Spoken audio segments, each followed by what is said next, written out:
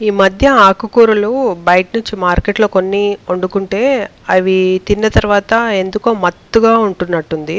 అంటే నిద్రొచ్చేసినట్టుగా ఉంటుంది. ఎందుకో మరి తెలీదు. చాలా సార్లు అబ్జర్వ్ చేశాము. మా ఫ్యామిలీ మెంబర్స్ కూడా అలాగే అన్నారు. పాలకూర గానీ, తోటకూర గానీ, పొన్నగంటి కూర కానీ ఇలా ఒకటే ఆకుకూర కాకుండా డిఫరెంట్ ఆకుకూరలు కూడా వండిన తర్వాత, అది తిన్న తర్వాత చాలా మత్తుగా ఇంకా అసలు యాక్టివ్‌నెస్ అంతా పోతుందనమాట.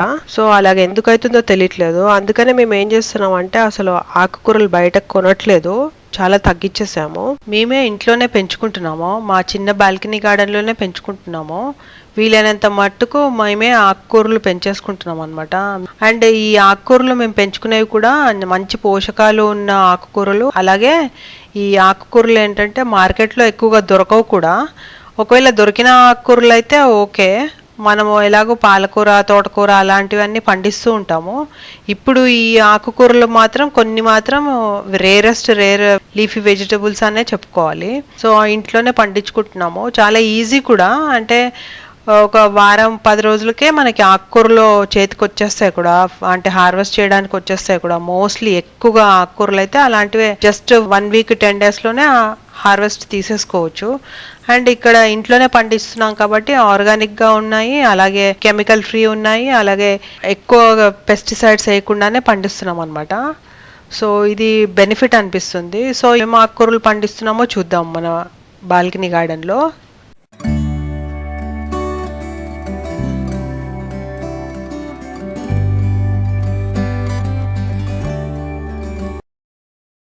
ఇది వచ్చేసి స్వీట్ పొటాటో లీవ్స్ అనమాట.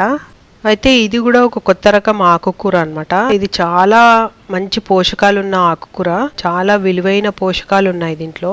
మంచి మినరల్స్ ఉన్నాయి, మంచి విటమిన్స్ ఉన్నాయి. అసలు మనకి మార్కెట్లో మాత్రం ఇది మాత్రం దొరకదు. సో మన పాట్లోనే పెరిగిపోతుంది. ఈ మొక్క అయితే మా చిన్న బాల్కనీలో చిన్న పాట్లోనే ఒక 9 ఇంచెస్ పాట్లో పెంచాము. తీగలాగా పాకిపోతూ ఉంటుంది అనమాట. సో ఆకులు మాత్రం చాలా బాగున్నాయి. అండ్ ఇది కూడా ఒక రకమైన ఆకుకూరలాగానే వాడుతున్నాము. సో ఈ ఆకులు కూడా ఇలాగా లేతవి ఆకులన్నీ కట్ చేసేసి మామూలుగా ఆకుకూరలాగా వండేసుకోవచ్చు. దీని తీగల్లాగా అంటే లేత కొమ్మలు లాంటివి కూడా కట్ చేసేసి ఆకుకూరలాగా వాడేసుకోవచ్చు. చాలా హెల్తీ అనమాట. అలాగే ఇంకా మన చిన్న బాల్కనీ గార్డెన్లో అయితే మస్టర్డ్ మైక్రో గ్రీన్స్ కూడా చాలా పెంచుతూ ఉంటాము. ఇది కూడా మార్కెట్లో ఎక్కువగా దొరకదు. మొన్న లాస్ట్ ఇయర్ అయితే కనిపించింది, దాని తర్వాత మళ్ళీ కనిపించలేదు. అవి తొందరగా వాలిపోతాయి అనేసి బహుశా అది మార్కెట్ వాల్యూ లేదేమో. బట్ ఇవి ఇంట్లో మాత్రం ఈజీగా పెంచుకోవచ్చు. చాలా మంచి పోషకాలు దీంట్లో కూడా ఉన్నాయన్నమాట. మంచి ఐరన్ అవన్నీ చాలా బాగుంటాయి అన్నమాట. సో ఇది కూడా మార్కెట్లో దొరకదు కాబట్టి ఇంట్లో పెంచుకున్న తర్వాత దీని విలువ ఎక్కువ పెరిగిపోతుంది అనమాట. అలాగే ఇంకా ఈ మిరపకాయ ఆకులు కూడా తింటారంట. అలాగే పొటాటో ఆకులు కూడా తింటారంట. అయితే మేము కూడా అప్పుడప్పుడు కట్ చేసేసి వేరే వాటిల్లో మిక్స్ చేసేసి వండుకుంటాము.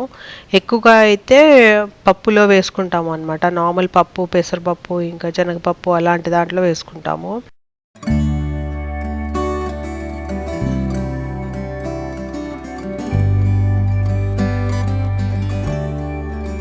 అలాగే పెసర్లు మైక్రోగ్రీన్స్, శనగ మైక్రోగ్రీన్స్ అలాంటివి కూడా ఆకుకూరలు మేము బాగా వాడుతూ ఉంటాము. సో ఇవి కూడా మనకి మార్కెట్లో దొరకవు కాబట్టి దీని వాల్యూ కూడా మాకు చాలా బాగా అనిపిస్తుంటుంది అనమాట. అంటే హార్వెస్ట్ చేసిన తర్వాత మంచిగా అనిపిస్తుంటాయి మైక్రోగ్రీన్స్. ఇంకా అలాగే లీఫీ వెజిటబుల్స్ ఇంట్లోనే పెరిగితే ఈజీగా పెరుగుతాయి, చాలా బాగా అనిపిస్తుంటుంది. పెసర్లు అయితే అసలు చాలా ఈజీగా పెరిగిపోతాయి. మనకు 4-5 డేస్కే ఆకులు వచ్చేస్తాయి. ఇవి ఆకుకూరలాగా వాడుకుంటాము, అలాగే మైక్రోగ్రీన్స్ లాగా కూడా వాడతాము. ఇవి ఆమ్లెట్లో కూడా వేసుకుంటాము, అలాగే పప్పులో కూడా వేసుకుంటాము అనమాట. శనగల ఆకుకూరలు కూడా అలాగే అనమాట, పప్పులో వేసుకుంటాము, అలాగే ఆమ్లెట్లో కానీ అట్టులో కానీ దేంట్లో అయినా వేసుకోవచ్చు. రాగిలో కూడా వేసుకుంటాను నేను. సో అలాగే ఇవి మార్కెట్లో దొరకని ఆకుకూరలు అంటే ఇలాంటి ఆకుకూరలన్నీ మనకి అంటే ఆల్మోస్ట్ ఇంకా పాలకూర, తోటకూర, పొనగంటి కూర ఇలాంటివి కాకుండా ఇలాంటి ఆకుకూరలు బాల్కనీ గార్డెన్లో మాత్రం చాలా ఈజీగా గ్రో అయిపోతున్నాయి. సో సింపుల్గా మనము ఇంట్లోనే కష్టపడకుండా పెంచుకునే ఆకుకూరలు అండ్ తొందరగా వచ్చే ఆకుకూరలు. అంటే ఈజీగా ఒక వారం రోజుల్లోనే హార్వెస్ట్ చేసుకోగలిగే ఆకుకూరలు మాత్రం ఇవన్నమాట. సో ఇలాంటివి పెంచుకుంటున్నాము, లేకపోతే బయట చాలా కాస్ట్లీగా కూడా ఉన్నాయన్నమాట. 20 రూపాయలకి 2 కట్టలే ఇస్తున్నారు, సన్న సన్నగా ఎండిపోయి ఉన్నాయి, అవే ఇస్తున్నారు. సో ఇంకా ఇంట్లోనే పెంచుకోవడం బెస్ట్ అని అనుకున్నాను. ఇలా బాగా పెరిగిపోతున్నాయి. అంటే 3-4 డేస్కే మనకి తీసుకోవచ్చు అనమాట. మ్యాక్సిమం ఒక 5 డేస్కే తీసేసుకోవచ్చు.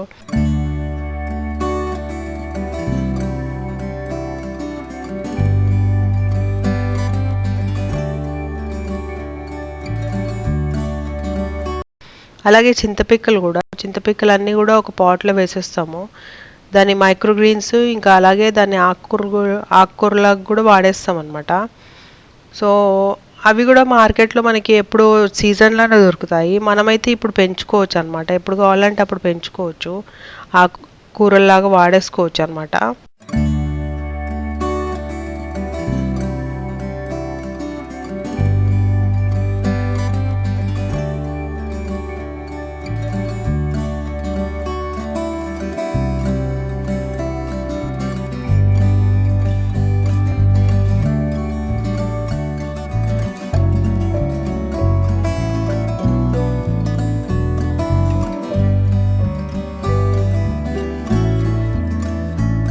అంతేకాక మేము ఇంకా ఈ రాడిష్ అంటే ముల్లంగి ఆకులు, ఎర్ర ముల్లంగి, ఇంకా తెల్ల ముల్లంగి ఆకులు, అలాగే క్యాబేజ్ ఆకులు, కాలీఫ్లవర్ ఆకులు కూడా, ఇంకా నోల్కోలు ఆకులు, ఇవన్నీ కూడా ఆకులు వాడేస్తాం అనమాట.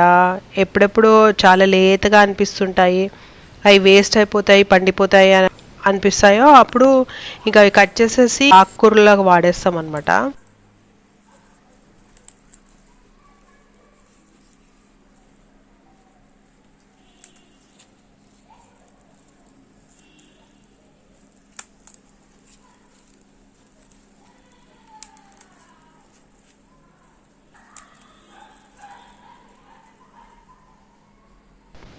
అలాగే బీట్రూట్ ఆకులు కూడా ఆకుకూరలాగా వాడేస్తాము.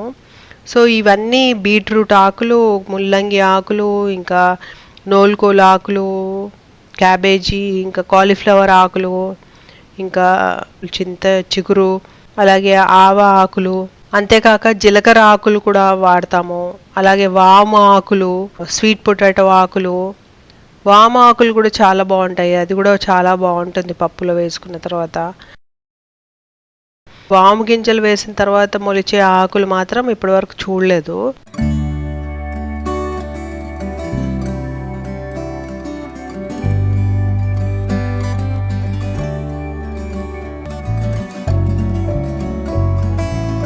అలాగే సోంపు ఆకులు అంటే ఇంకా మనకి మార్కెట్లో దొరుకుతాయి, కానీ వాము ఆకులు మాత్రం మార్కెట్లో దొరకవు అనమాట.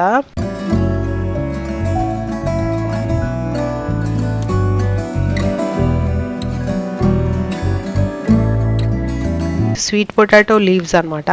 అసలు మనకి మార్కెట్లో మాత్రం ఇది మాత్రం దొరకదు. పెసరపప్పు వేసి ఆకుకూర వండాము, నార్మల్గా ఎలాగ మనము ఆకుకూరలో వండుతామో అలాగే వండామన్నమాట. ఎక్కువగా అయితే మా ఇంట్లో మాత్రం ఇలా సింపుల్గా చేసేస్తాము, ఎక్కువగా ఏం పెద్ద దానికి మసాలాలు ఏమి ఎక్కువ వేయమన్నమాట. కడాయిలో జస్ట్ ఆవాలు జీలకర్ర వేసేసి, వెల్లిపాయ వేసేసి, పసుపు వేసేసి, తర్వాత ఆకుకూరలు మంచిగా కడిగిన తర్వాత కట్ చేసేసి అవి కొంచెం ఆయిల్లో ఇలా సాటే చేయాలన్నమాట. కొంచెం ఏదైనా పచ్చి వాసన అది ఉంటే పోతుంది, ఎక్కువ ఆయిల్ కూడా అవసరం లేదు దీనికి. తర్వాత కొంచెం కలర్ చేంజ్ అయిన తర్వాత onion paste, ginger garlic paste వేసేసి కొంచెంసేపు అలా ఉడకబెట్టేసి, తర్వాత కారము, ఉప్పు వేసేసి, పెసరపప్పు వేసేసి, కొంచెం వాటర్ వేసేసి మగ్గబెట్టేసేయాలి, అంతే. బాగుంటుంది, చాలా బాగుంటుంది టేస్ట్.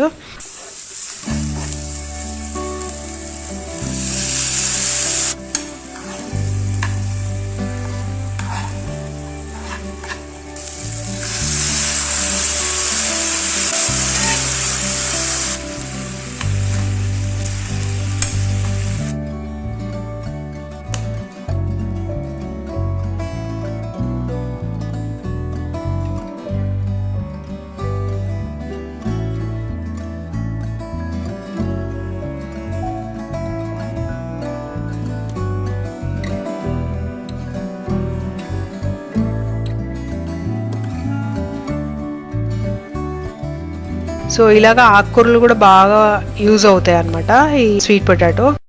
ఇది కూడా మార్కెట్లో దొరకంది కాబట్టి మా బాల్కనీలో అయితే మాకు ఇది చాలా విలువైంది కాబట్టి అండ్ ఈజీలీ యాక్సెసబుల్, ఈజీగా పెరిగిపోతుంది కాబట్టి మాకు ఇంత కష్టమేం పడకుండానే ఆకుకూర వచ్చేస్తుంది అనమాట.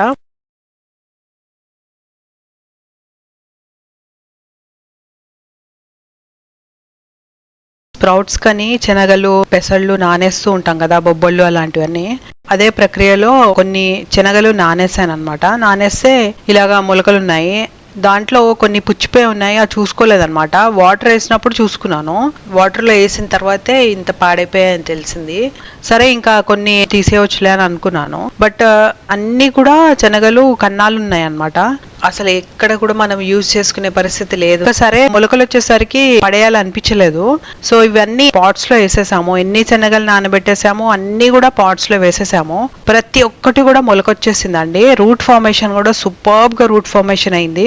జనరల్ గా మనం పడేస్తూ ఉంటాం కదా, అవి పడేయకుండా మట్టిలో వేసేసరికి అన్ని కూడా బాగా స్ప్రౌటింగ్ వచ్చేసాయి, మొలకలు వచ్చేసాయి. అండ్ ఇప్పుడు పెద్ద పెద్ద మొక్కలు కూడా అయిపోయాయి. జనరల్ గా అయితే ఏదో కొన్ని కావాలి అన్నప్పుడు అన్ని నానబెట్టుకొని వేస్తూ ఉంటాం కదా, అలా కాకుండా ఇవి స్ప్రౌట్స్ కొరకని ఎక్కువ నానబెట్టేశాను. ఇంకా అవి చాలా మిగిలిపోయాయి అనమాట.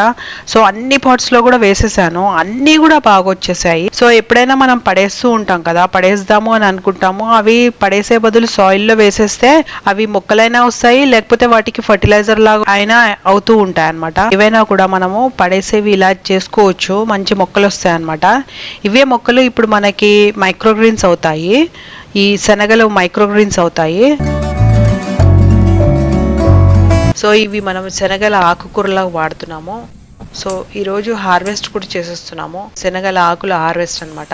ఇవి మన దగ్గర ఆల్రెడీ శనగల చెట్లు కూడా పెంచాము. శనగలు కూడా తీసుకున్నాం అనమాట. హరిబూట్ అలాంటివి వస్తాయి కదా, అవి కూడా తీసుకున్నాము. ప్రస్తుతానికైతే అన్ని ఓన్లీ లీఫీ వెజిటబుల్స్ కొరకు వాడుతున్నాము. ఒకటో రెండో వదిలేసి మిగతా అన్ని కూడా లీఫీ వెజిటబుల్స్ వాడిస్తున్నాము.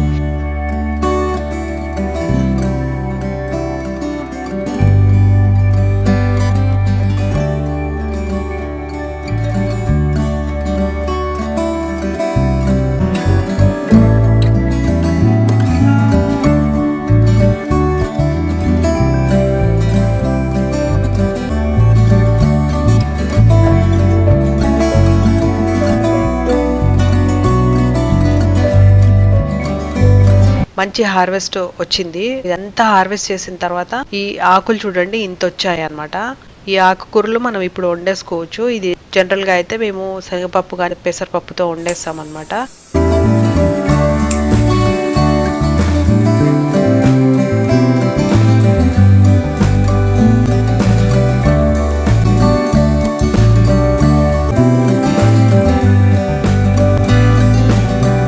ఆల్రెడీ దాంట్లో వెల్లిపాయ ఫస్ట్ వేసేసాము. జస్ట్ ఆయిల్ వేసేసి ఆవాలు జీలకర్ర వేసేసి ఈ మిరపకాయలు ఉన్నాయి కదా, ఈ మిరపకాయలు కూడా మన చెట్లో హార్వెస్టే అనమాట. టోటల్ గా మన చెట్లు హార్వెస్టే. హార్వెస్ట్ చేసిన తర్వాత అవే మిరపకాయలు మనం ఇప్పుడు యూజ్ చేస్తున్నాము. ఈ మిరపకాయలు వేసేసిన తర్వాత నానబెట్టుకున్న పెసరపప్పు కొంచెము వేసేసి దాని తర్వాత ఈ ఆకులన్నీ కూడా లేతగున్నాయి.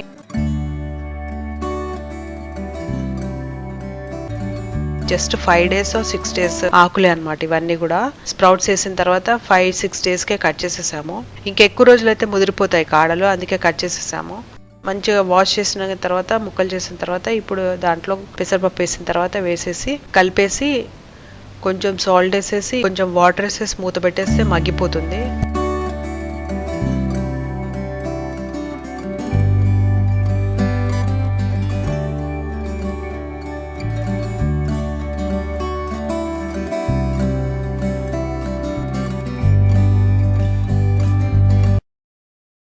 ఇది కర్రీ వచ్చేసి చాలా చాలా టేస్టీగా ఉంది. అసలు మన మిరపకాయల హార్వెస్టే ఇంకా మన ఆకుకూర హార్వెస్టే కదా, చాలా అంటే చాలా బాగుంది. చిన్న కుండీల్లో కూడా మన హార్వెస్ట్ తీసుకొని ఇలా వండుకుంటే ఆ సాటిస్ఫాక్షనే వేరు. సో ఇది చపాతీతో తింటే మాత్రం సూపర్ అనమాట. ఈ ఆకుకూర మన హార్వెస్టే, నిమ్మకాయల పచ్చడి కూడా మన హార్వెస్టే అనమాట. ఆకుకూరల్లో మిరపకాయలు కూడా మన హార్వెస్టే. సో ఫుల్ సాటిస్ఫాక్షన్ మీల్ అనమాట. ఇలాంటివన్నీ ఆకులు కూడా మనము వాడుకోవచ్చు.